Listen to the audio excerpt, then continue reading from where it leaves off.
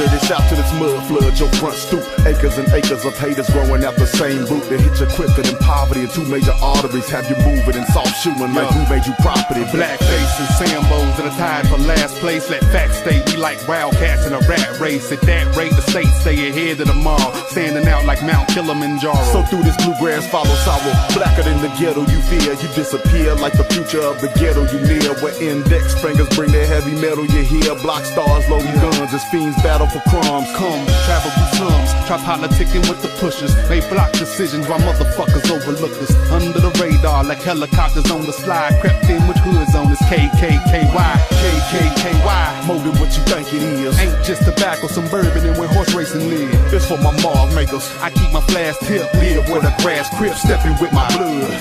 KKKY, more than what you think it is. Ain't just tobacco, some bourbon and where horse racing live. It's for my mark makers. I keep my flash tip, live where the grass crip, stepping with my blood. Don't try and play Mike Dick and stick a dog in his fight. Your art loud, part don't beat your mosquito is fight. The MC's too dark, the producer too white. Fam, the lyrics too loose, man, the beats are too tight. Man, we parry blows, we bury foes. I met Deacon in 1998, Clayton County Penitentiary. Yeah. Okay. He was in there for stealing cars. Yeah. I was in there for whatever a white man could possibly do to get put in prison, which I'm not sure of in America. Motherfucker. Don't you embezzlement. It was embezzlement. The whitest crime. The whitest of crimes. It's white collar and it's white in general. Then we started rapping from drug money. We weren't selling drugs, we found the money and it said drugs on it. Somebody had written drugs on the money itself. It wasn't actually I started smiling. drugs. Sorry, I broke character. Let me get my mean mugs back. Yeah, so anyway, this drug money then led to a record that you might know as In the Club. That wasn't our record? We'll Rap for Food. 2001. We met Underground Live. Is that what it was called? Underground Live. He used to throw an open mic at Morehouse University called Underground Live. Some dudes I was cool with. Morehouse College. So Morehouse College in Atlanta, you know. Sorry, Morehouse University. Morehouse College.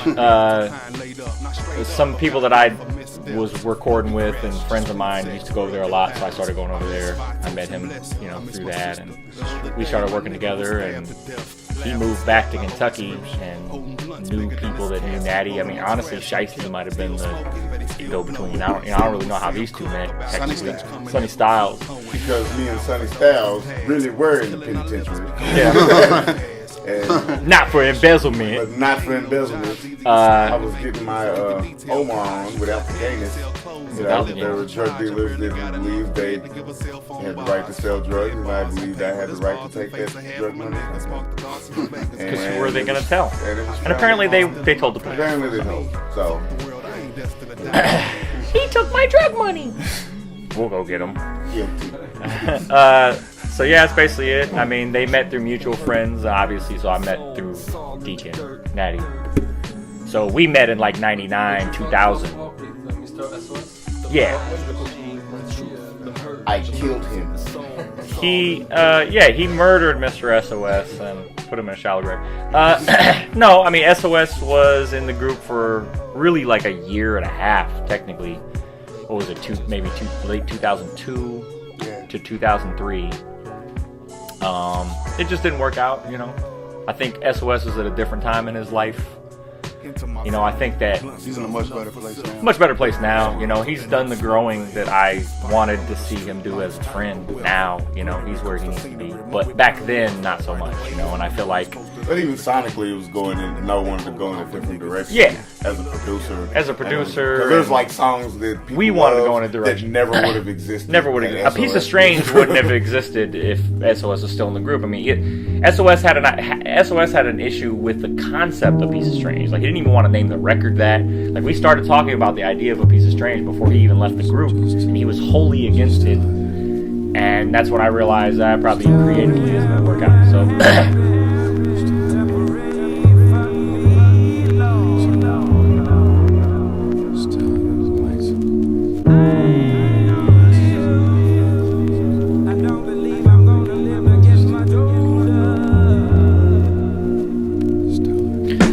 I mean, I think you can describe it like that. I mean, you can say it doesn't sound like anybody else, but it sounds like everyone else. If that makes sense at the same time, you know? So I don't know that we ever sat down and said, hey, let's make some shit that sounds like whatever. But like, you know, it's funny when we sit down to make A Piece of Strange and On the Dirty Acres, we were seeking to make music that people that influenced us make, like some of our heroes from the South, UGK, Ghetto Boy. Like Dirty Acres came out sounding real, you know, Goody Mob-ish, you know, but it wasn't so much that we were like, we want to make something that sounds like Goody Mob. It was more so consciously wanted to show our roots. You know. So that's why you know, I mean, even Southern Underground though, it's like, I mean, hell, even Will Rap for Food has interludes and stuff that kind of they kind of make mention of like Outkast references. I mean, hell, Will Rap for Food is an Outkast. At the end of the exit with a sign saying "Real Rap for Food," face balled up because I ain't in whatever he says. You know what I'm saying? Like I ain't in a healthy mood or whatever the fuck he says. But the bottom line is that even the first album was a reference to an Outkast line. You know what I'm saying? So it was always there, but I don't think stylistically it was there enough for us. We really wanted to like show where we came from, and I feel like we weren't doing it yet, you know. So A Piece of Strange is the first record that was truly us. You know, we were Rap for Food and Southern Underground. It was us, but you know, it was just us making rap. It was just like make some rap music, whatever. But like, A Piece of Strange was to me the first record that was truly us, and even then that was a concept record, so it wasn't truly them. It wasn't us per se. Dirty Acres is really the first record where us as a group, myself included, because I rapped 2 or 3 times on that record, but like that's the first time we actually really took like the personal stuff that me and him had on Will Rap for Food, because there's some stuff like Family Ties, stuff like that that's personal, but the sonics weren't us. Right. And then A Piece of Strange was like a lot of storytelling and stuff, but the sonics were us. Dirty Acres was like the sonics were us and the lyrics were us. Like it was a lot of personal storytelling, you know, Georgia, Things I Dream, those are all like, that's us talking. It's not like a concept record. So like A Piece of Strange, you know, might be our most widely heralded record, but Dirty Acres is the first record that was like truly hit our stride. Like this is what, you know, what we sound like.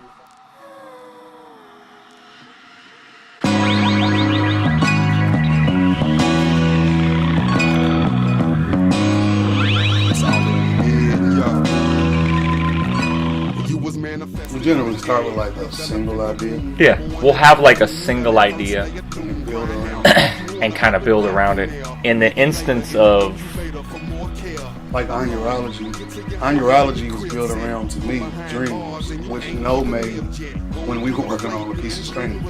Technically, well actually Dirty Acres. Around the Dirty Acres time, I made the beat to Dreams with Tunji. I made the beat, but I wasn't really happy with it. I wanted to work on it some more. It didn't really fit the record. Dirty Acres technically ends with Things I Dreamed. That's like the second to the last song on the record. And I had this other beat that was kind of built around a sample that's saying dreams. See what I'm saying? But it didn't fit there. Dirty Acres ends with Things I Dream, essentially, in Mexico as part of that, like, dreams, meaning like reach for your goals. You know, so the last 2 songs on Dirty Acres are literal dreams and dreams as goals. We took that, and the next record, all of our records are connected if you really pay attention. The next record is solely about dreams. So there may be a 4-year gap between Dirty Acres and Honorology, and people don't usually pay attention to that kind of shit.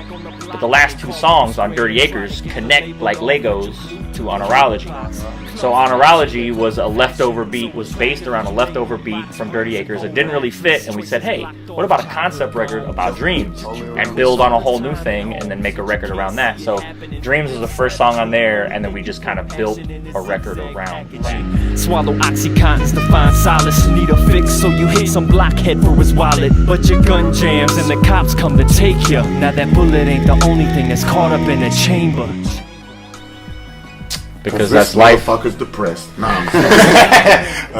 Literally. I think we're just not afraid. We're just not afraid, man, to be vulnerable. like spectrum I of think human relatively emotion. speaking, comparing us to other rap acts, yeah, we're saying. But like when it comes to like the spectrum of human emotion, I feel like we did it all. Because we have our silly songs like Never Come Down, you know, and Thugged Out Since Cub Scouts, and, you know, different. We always have songs that aren't sad. And the only way that I would think this is a problem if there was a pattern with our fans where they gravitated wholly towards the more fun stuff. But the fact of the matter is that's not the case with us. You know, our most popular songs are Mic Like a Memory, but drunk dial, or at the same time, you know, with the weed songs, with the introspective songs. The fact that all of that stuff is popular with our fans. Now, if every time we dropped a sad song, people are like, I like it, but like they didn't get hyped to it. I mean, you can come to the shows and you can tell. There's just as much of a reaction for a song like Mic Like a Memory as there is for a song like Never Come Down or KKKY or whatever. Like, I think at the end of the day that like we like taking people on that roller coaster ride. Yeah, because nobody feels one way all the time. You know what I'm saying? And I'm gonna go out on a limb here, and I'm gonna say that we're easily top 3 rap groups of all time in that category of being able to do everything. I don't think that there's very many rap groups that can do that. You know, when you think of, you know, most rap groups, they have a style, you know, but they don't really like go there. They can't do a banger and then do a funny song and then do an introspective song and make it all work like it's not forced.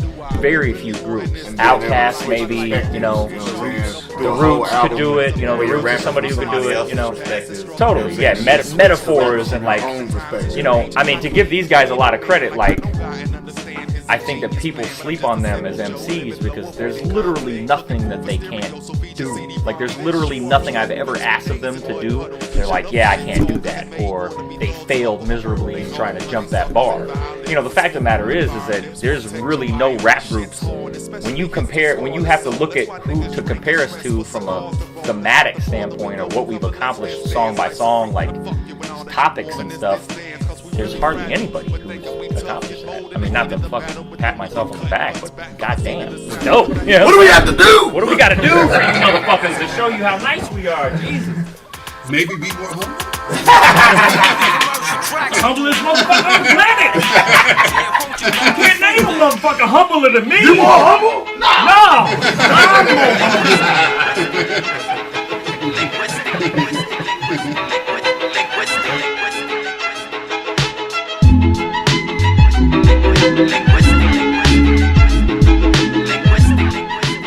I mean, I think that any producer that's sample based, you know, if you talk to the Pete Rocks and anybody, you know, their ear for samples is going to be based around what their parents kind of brought into the house, you know, and my dad or some relative, you know, whatever that record collection that they had, that their parents had or their family had, that's kind of, you know, where they go. I mean, I'm not saying that was like my favorite music, but when I was 2, when I was 3, what records my dad were playing, I mean, you understood. It's normal, like, human psychology. Like, that shit seeped in my brain, and so that's part of the, yeah, that's kind of assimilated to my person. That assimilated to my person, part of my, so, I mean, but I still dig for records. You know, I use samples off the internet. I'll rip CD for a sample. I don't give a fuck. You know what I'm saying? Whatever the source, I record something. I'll play something. I mean, whatever makes a good sound, wherever I hear a good sound. You know, I don't really have like one way of doing it. Just whatever works. You know, I've literally like sampled off a TV show, like by putting a line into my TV, and you know what I'm saying. So I don't, you know, whatever works. I've sampled off YouTube. I don't give a fuck. Fuck that shit. Y'all know how we do. I mean, we probably don't know how we do. Yeah. That's if we have more success, we definitely get sued. Yeah. You know, this is true. I mean, I think that's fly right there on the which is why we're okay. Yeah, but I mean, it's a monetary thing, and it's really just in the States. And I think don't like that's talking about this out loud. well, I think it's I'm important. growing uncomfortable. No, I think that it's important to talk about, especially for our European fans, because I think European fans have a disconnect with how bad the legal system is in the United States. Yeah. So I never have issues with any fans in the States about not talking about samples or not really discussing it. But European fans get so angry sometimes. Not all of them, you know what I'm saying? But they get so mad, like, oh, what's a sample to this? I'm like, yeah, I can't really. I can tell you, you DM me or email me, I'll talk to you about it. But like, I can't let you blow up the spot. I can't just tell you on Twitter. You know what I'm Where saying? you Like, buy your drugs? why you're? Yeah, exactly. Like it's. I'll go to 445 Canyon Road. There's a really nice guy named Mike. There's a really nice guy named Mike who sells the best cocaine you'll ever find. Not 3 times. And you know what I think? You know what I think we should do is I think we should build a website that has drug dealers' names and addresses, and that's like whosampled.com. That's basically a list of drug dealers with their houses. Yeah. It's a smorgasbord for fucking legal bullshit. Oh, you want to know where to sue somebody? Right here. But guess where? People don't understand that whosample.com is almost like snitching. It's snitching. It's snitching. And not in the way, and listen, not in the way that like DJ Premier was like, stop snitching. It's not about a code. It's about the fact that like, if you love something, why are you trying to destroy it? Because I'm not saying that that's your intent. And it is in the way that DJ Premier said it. Right. It's not the dumbass way that Cameron fucking tried to explain it. Right, it's not. Citizens can't snitch. Right. Right. Snitching is trying to get your own self out of trouble by selling someone else. Right. And can I add on? Can I add on to that? And if I add on to that, and I'm not to fucking leg drop who samples, but it's a great example. Is that again? They're based in Europe. It's not a U.S.-based website, but they are part of the Complex network, meaning Complex magazine. Complex network of advertisers. We know people that are in that advertising network, and those websites make $8,000, $10,000, $20,000 a day off advertisements. On the back of what? Of getting me sued? Fuck you. You know what I'm saying? Like, fuck you. That's like, yo, I'm a snitch on you and get paid $20,000 a day to do so. Fuck you. You know what I'm saying? Like, that's ridiculous. They know. The people who run the site. But they play dumb. You know what I'm saying? They play dumb and just collect the money, and that's just how it is. I'm sorry if your uncle owns Who Sample. Yeah, sorry, But at any rate, that's the point, though, is that they don't. It's one thing to like, it's one thing to like. So we fly under the radar, but that's part of the reason why we do it, because I don't want to. Because I don't want to change our art. It's really about the music. I don't want to change the quality of my music. Because now, if there was a way, really, what it comes down to is copyright law in the United States is antiquated and it sucks. And if there was a way for me to just go, you know what, I'm gonna fill out this form, send it in, I'll pay you a little money up front, I'll promise you 50% on the back end, make sure that Bill Withers actually, his estate gets this money, not some fucking company that owns all his publishing, some fucking, white dude in New York. It's never the artist. It's always somebody, whatever. If there was a way to do that, I'd clear every sample. But what do you want me to do? Stop making art because it's illegal? People do a lot of things that are fucking illegal, you know what I'm saying? Like, yeah, because, I've reached out to the families and estates of plenty of artists. They don't have really a problem with it. They love the idea that, especially with us, because we're not making booty shake music with their parents' music. Yeah, I mean, where the samples that were for example, Georgia, the sample for that, we didn't take that in a direction that's disrespectful. And so the person that I sampled it from, I am actually Facebook friends with his son. He loves the fucking song, but he doesn't control the publishing. So he loves the song, and he loves the fact that his dad's music is getting passed along to future generations that might not even be familiar with it. But he's like, I don't own the publishing, so there's nothing I can do about it. But I love y'all's music, and I love that it's positive, and I love that you don't bastardize the original intent of what you sample. You respect what you sample, and you don't sit here and be like, yeah, I'm gonna sample this song about death. My baby daughter died. Let's talk about strippers. It's gonna be You know what I'm saying? Like, let's talk about strippers. You know what I'm saying? Whatever. So, you know. Probably made the saddest strip club song ever. Saddest strip club song ever. Dance for me.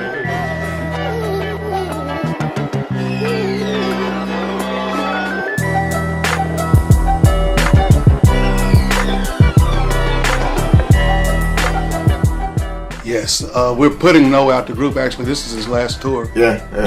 From Actually, it was supposed to be at noon today, and you're late. Yeah. So You're late, I'm you're actually late. not in the group anymore, Yeah. so I don't even know This I'm is answering overtime questions. right now. This is overtime. No, we've definitely talked about it. I mean, I've always produced. You know, it's just like I haven't pushed myself to be as prolific as them.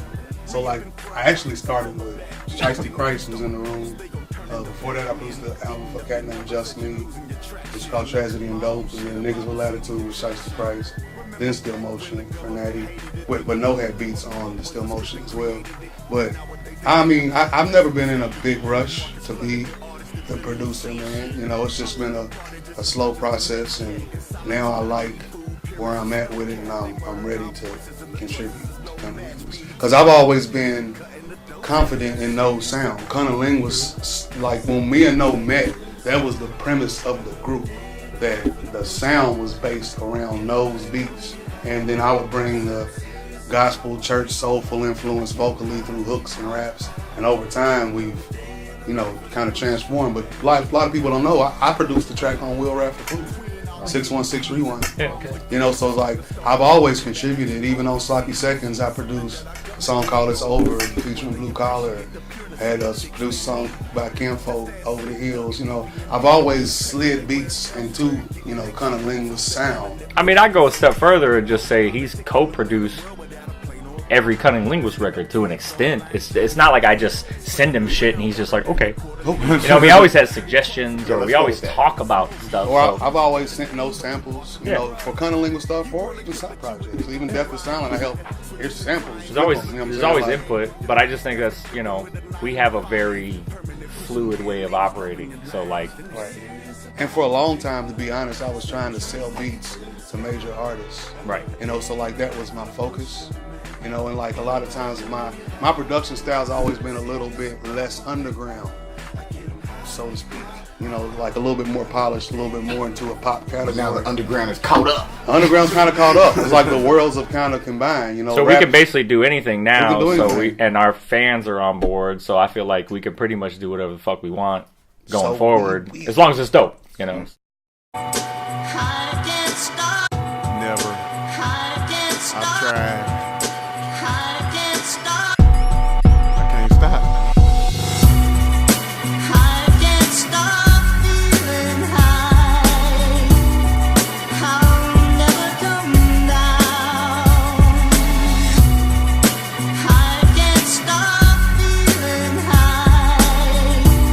Too high, slobbering, right there.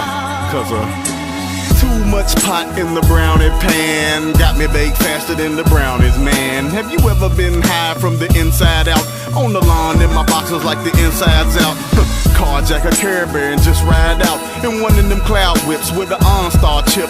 I'm so high, I hope you understand this shit. Jane was plain till I ate her, then she came too quick. Drink water while I'm rhyming, but I still can't spit. My mouth is pure cotton like a t-shirt's coffin. If fake means potatoes, then my brain is all rotten. Talking to myself with my neighbors all watching. But going in the house proves way too hard. When I fall in the front door and land in the backyard, physics don't apply. What? Midgets in the sky, skipping around my head saying, Negro, you so high. Damn.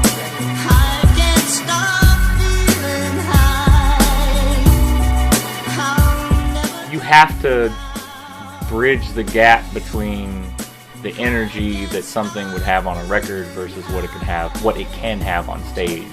Especially with our very If you wanted to hear the record, you just would have stayed at home and listened to the record. Yeah, they suck. But we have to, and we have a very, I mean, like you mentioned before, though, is that, like, we have a, our sound is varied. Like, every song doesn't, it's, like MOP, for example. They are known for a very specific energy.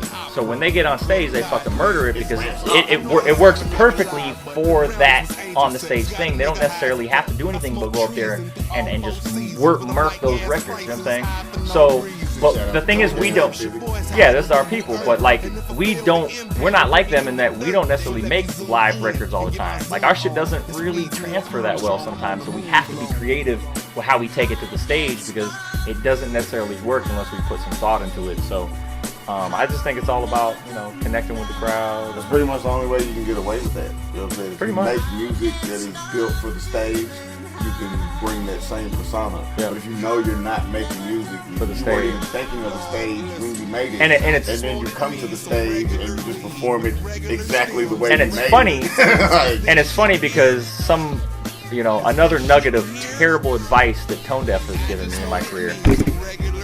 I'm not saying everything he's given me is bad advice, but I've learned a lot of lessons from his advice that I didn't take. And one of Tone's early, we love you, Tone. Yeah, we love you. One of his early advices to me as a producer and us as a group was that you should create songs with the stage in mind. Now, I scraped off the burnt toast aspect of that and took what was left and said, okay, I'm not going to literally do that because I'm not going to sacrifice the quality of something just so it can work in a live show. But that's a New York mentality. It's a New York mentality thing, and that's why I was going there, because that's my point, is that it's a New York mentality thing to be like, how does this work on a stage? I don't give a fuck how something works on a stage. Is it good? If it's good, we can make it work anywhere on any stage, and that's why we're in Paris right now. But also, like, when we approach the stage, it's kind of like you said about us in interviews. It's like the stage is an opportunity to show you how charismatic we are. Right. That we're just bubbly, fun guys that like to be silly, and it's like, but our music don't always show that. But like when you see us in person, when you get us in a room one-on-one, you see that we're really just fools. I mean, our name was CunninLynguists, for God's sake. So like, off that off top lets you know that we don't take ourselves as seriously as our music. So when we get on stage, you see that. It's not like, we never even made a conscious effort to say, we make sad music, so we gotta do something to offset that when we get on stage. We just got on stage, and people was like, damn, this sad. I thought they were gonna get up there and like fucking cry, like we was gonna be passing Kleenexes around the crowd. And it's like, in between sad songs, we're cracking fart jokes and shit. But that's stage, that's just who we are. But that's why at this point in our career, this is why we have studio albums. And we have like the Sloppy Seconds and the Strange Journeys, because to me a studio album has to have some kind of heft to it. When you talk about classic records, it's, I'm not saying that you can't be silly and make a classic record. To me, a good example of that is like Bizarre Ride to the Far Side, right? Far Side. To me, that's a fucking classic record, but I don't feel like it gets the true admiration it deserves because it's silly. But there's shit that they're doing on that record that's fucking amazing that people just weren't doing, and like just the vocal tones and the production is amazing, and like that's a classic record, but like people don't really give it the credit it deserves because it's silly. They're rapping about fucking masturbating and just random shit, you know what I'm saying, and whatever, but it should be, like, to me, a record like that should be held up with Illmatic. But Illmatic is, like, dark, and it's New York, and it's moody, and, like, what I'm saying, Outkast, ATLians, it's dark, and it's, and that goes beyond rap, it's rock records, what I'm saying, rock records that are considered classics. Again, it's these concept records, it's Pink Floyd, The Wall, and it's you have to have that heft or people don't really take it seriously. So we save the fun stuff for the Strange Journeys, and we take the shit that we do in the studio serious. Go ahead.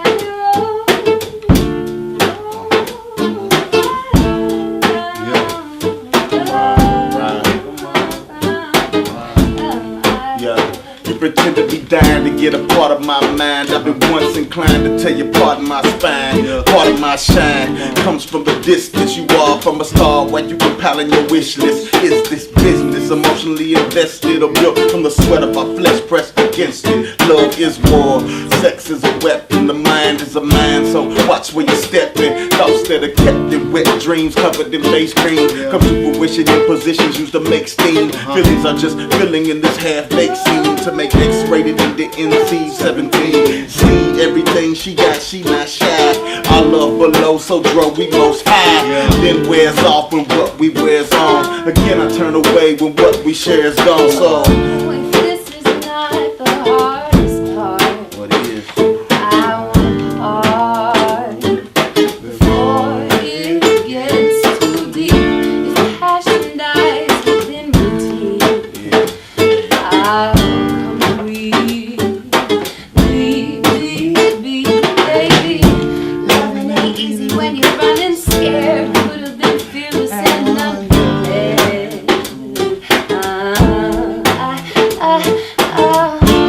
Loving ain't easy when you're running scared. Could've been fearless and unprepared. Under the twilight, we live in the middle of high life. Le petite Morton, my lady, we about to die twice. I won't surrender and we won't surrender yearn. Whatever happens after this moment's of no concern, cause it's hard to stop the burn. We're fueled by the friction, increased heart rate only confuse my addiction. We wire for desire, strangers to ourselves, flying under the radar and the hangers with the scales. My muse sleeps deep within time. I go to her for credit, though I need to decline. It's easy to cross a line and blame yourself for the crime. I'm sorry, it's just the way we design, my dear. We should leave here. Talking about one at a time, though. Guess you got me changing my mind slow. Says that voice in the back of my spine as I awaken at the moment rewind. Loving ain't easy when you're running scared. Could've been fearless and unprepared.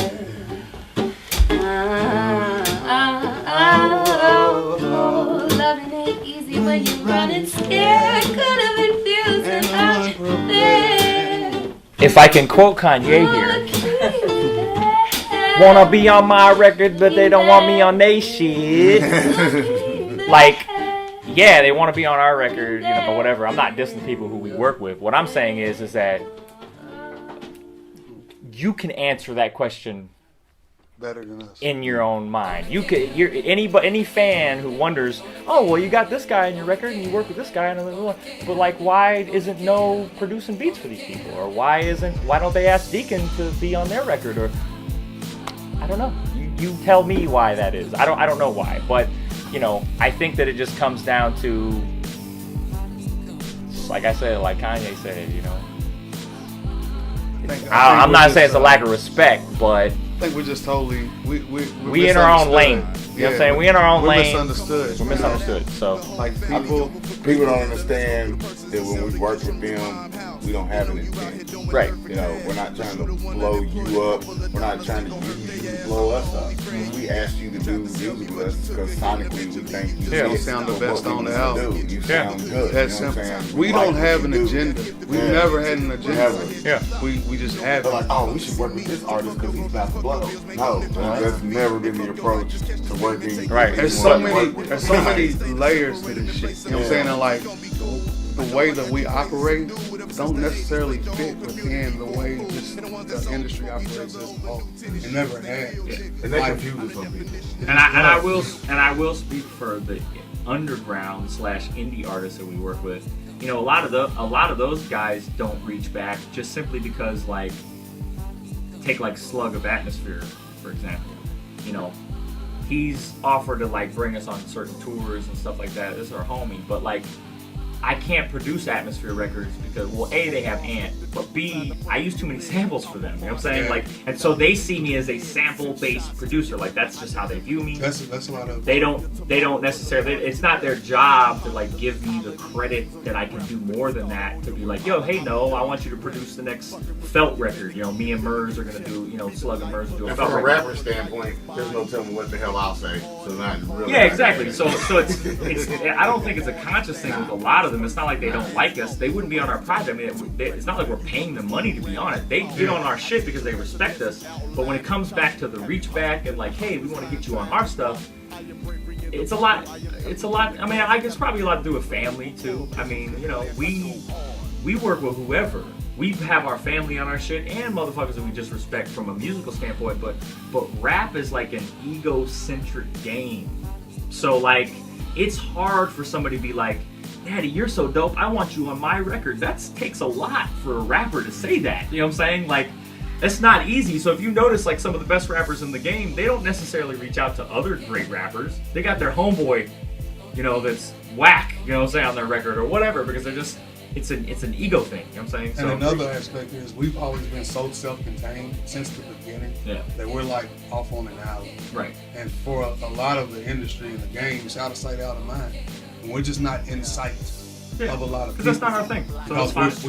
We're definitely not like mad about it, you know. Or, you know, just we wanted to press really hard, you know, I guess. But yeah, I mean, you know, to your point. We've never been like big networkers, hit the scene and shaking hands, kissing babies. Yeah. We just work with who we think's dope. And it just so happened that in 2009 we thought Freddie Gibbs was dope. But look where he is now, you know. And we worked with Big Crit years ago, and BJ years ago, and Anna Wise years ago. And we worked with CeeLo right before Gnarls Barkley, you know. Yeah, so. And I think the thing that we don't want to lose is the fact that those artists like we bump into Macklemore or I bump into Freddie Gibbs, they don't ever wonder what we want from them. Yeah, they don't. We can always talk and build like regular fucking human beings because we don't want anything from them. You know what I'm saying? Like, we work together, we chill together, we smoke together, you know what I'm saying? Like, we're just people. So I mean, but everybody from that standpoint, pretty much everybody you can name from that standpoint, we've offered whatever they wanted from us first. You know what I'm saying? I mean, Freddie Gibbs, I did production for him. He had beats from me before we ever got him on a track. Because his management hit me up like, hey, you want to produce some stuff? We're working with this dude named Freddie Gibbs. This was like literally as Miseducation came out, whatever year, 2008, whenever that was. I was like, yeah, he's dope. I'll fuck with him or whatever. So they actually had beats before we actually got him on a track. Yeah. It was like I gave something to them, and I didn't expect anything in return, but when you deal with people like Freddie Gibbs, who's just a straightforward motherfucker, right? He's gonna be like, "Oh, you gave me some beats, I'll give you some raps." You know what I'm saying? And then you maintain a friendship, whatever. I hit him up for my solo solo album. It was like the most seamless shit ever. Yeah. Hey Gibbs, you wanna jump on this track with me on my solo real quick? Yeah, shit. Send me the beat. And I had it. He had it to me in like a day. You know what I'm saying? Like, it was like, there you go. I mean, same thing with Macklemore. I mean, it's not. Yeah. You know, Macklemore was open. You know, we put him on bills with us when he didn't necessarily have a name for himself, and he had like one record under his belt. Back in like 2005, you know, he opened for us in Seattle, and we just had a friendship ever since 2009. He was on Strange Journey 1, I guess it was, and I mean, you know, we just went from there. It's like we looked out for these people, a lot of these people first before we asked anything of them, and even then it wasn't like, what can you do for us? It was just, hey, do you want to add to a dope to this piece of music? You know what I'm saying? So, okay.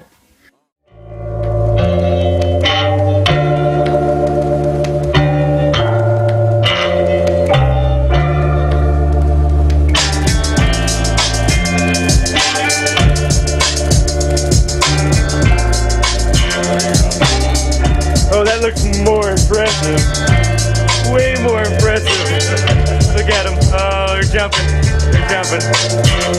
So, word, why you in Atlanta? Tell people. Because they got big booty bitches. Word. Simple as that? Simple as that. So you heard about this, or you know factually? Oh, I see the big booty bitches. I've tasted the Georgia bitches. Oh, okay. True indeed. True indeed. I used to stay down here. Shouts out to ATL. I'm just down here working with the CunninLynguists and this motherfucker with Natti trying to have a rap contest. Rap contest. Yeah, he spit his rap, so I had to rewrite my rap, and then he rewrote his shit, and then I heard his and rewrote my shit. So we've been. This is the 8th hour we've been in here working on this one verse. Rapper's still right. Rapper's still right. Yeah, rapper's still right.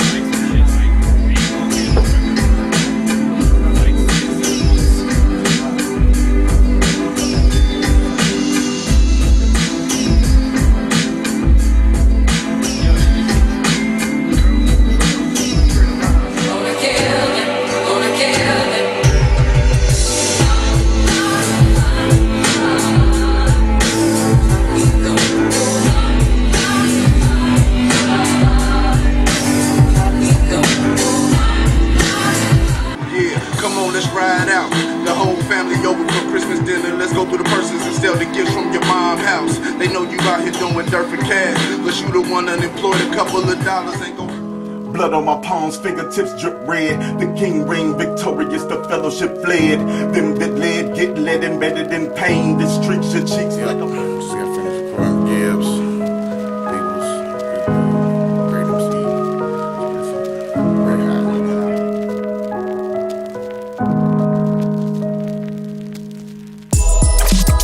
Trust me, we can make the scene turn ugly. You know, we don't like to do that. You know what I'm saying? Let's just say this. We got a new album coming out next year, and then right after that, an EP is out there. That shit's gonna be dope. That shit's dope. That shit's gonna be dope. Awesome. I'll do it. I have some things to talk about. Go ahead. I just don't know when it's coming out. I don't know, what order. We're working on some stuff. We're working on some group stuff. I would say absolutely next year something from the group will come out. Whether it's a full length or an EP, whatever that is, I don't know. I'm working on an instrumental record. Me and Kenny are kind of working on like a. It's not, I'm not saying it's electronic, but it's definitely not necessarily what you would expect from us instrumental record. Under the tab 30 decibels, so that's going to be more kind of like a tag team thing. You know what I'm saying? I'm working on side projects with other rappers. I'm working on a solo rap record. I mean, I have like 5 things in the pot right now, so I just don't know what's going to get finished first. That's the way I'll say it. I got like 3 things.